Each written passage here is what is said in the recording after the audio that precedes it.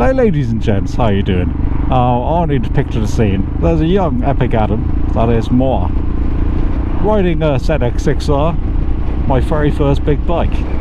I wasn't quite keen on it at the time,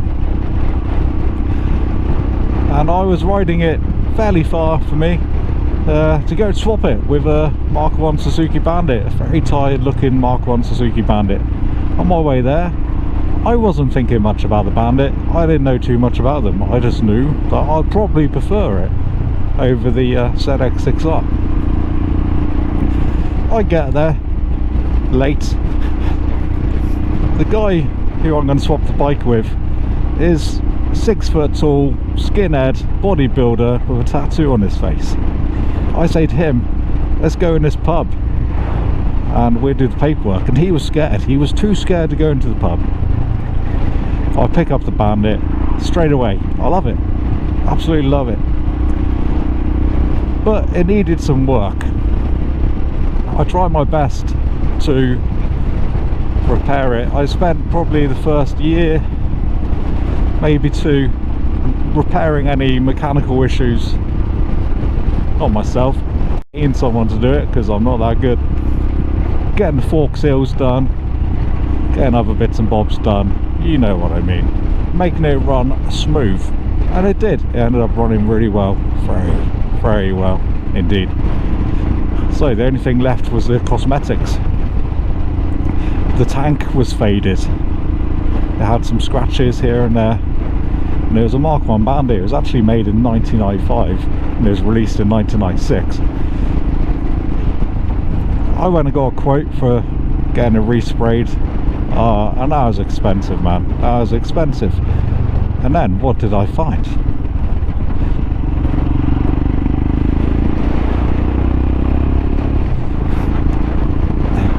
I found pretty pristine plastics and a tank in Scotland of all places, and I live in North Devon.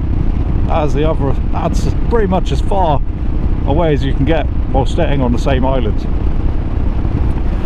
But I messaged the guy and he was happy to send them to me. So here's a photo of my wee little lad next to the boxes. So I did. I lovingly restored this Mk1 Suzuki Bandit and I made it my own. But I wanted more. I was never happy. I still am never happy with what I've got. I wanted more. So foolishly I swapped it for another motorcycle, and then the guy who then owned the Suzuki Bandit sold it to another guy. Now this is where it gets funny. Not funny haha, but funny what the fuck. It's windy as well. I started hearing rumours that my beloved Suzuki Bandit was no longer the pristine red that I spent hours and hours and hundreds of pounds on making it be such a supreme red. I heard it was a horrible purple. I thought, no, the rumours can't be true. No one would do that to such a beautiful example of a classic motorcycle. And then the other night I was dreaming about the bike, and I woke up and I had the number plate in my head. So what I thought I'd do is check the MOT just to see how the old girl was getting on. And what did it say on top of the MOT? Mk1 Suzuki Bandit, purple. I'm devastated. Who on earth would spray such a beautiful little beastie purple when it's such a nice pristine shiny red? So I'm coming up here to this lay-by because I was that pleased and happy with the job that I done. I came here many a year ago to show you guys what I done. Now back then, I'm going to show you in a minute, but back then the weather, the sunshine showed my mood, how happy I was about it. And right now it's grey. It's fucking, the tide is huge. It's really representing the mood that I'm in right now after discovering that my beloved Suzuki Bandit is purple. So I'm going to show you that video now, a bit of it, and then you come back to me, modern days, and I'm going to end this video with my final thoughts. Okay, see you in a bit. Just look at that for now. As you know, I ordered some pristine motorcycle plastics and tank, and I have installed it all by myself. So let's see what we've got here. Here's the plastics. Should have cleaned my bike before I come out. So the plastics are much more beautiful than before. But it's the tank that I'm mostly impressed with. Look at that tank.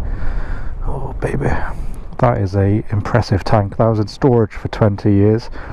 So what else am I doing? I'm not doing too much, because I can put so much money into this and I won't really get anything out of it, to be honest. So I've already ordered a new front mud guard. That's what I've done. That's on its way. So that's an easy thing to do, isn't it? These I tried painting, but I've done a terrible job, so I'll take off and do a better job. And then next month, because I'm going to Scotland soon, and I need some money for Scotland, so next month I'm buying the new bar, putting the new bar on, with new mirrors, new grips, new levers, and well, I'm sure I'm doing something else after that as well. I'm just giving it a great big good service. That's I'll say properly, but that's all I want to do for now. Right, ladies and gents, we're back to modern day. So I get it. You make your bike, okay? That's fair enough. Everyone has got their own personal taste and style. Just because I spent hours lovingly restoring it doesn't mean that the next owner can't do whatever he wants with it. Purple, that's fine. He might have a thing for purple. He might like dressing up in kinky purple underwear, you never know. And it's not the physical bike which really matters to me now anyway. It's the, I suppose, it's the thinking back to the adventures it took me on. My first big bike taking me on all those adventures, and me just trying to bring it back to life,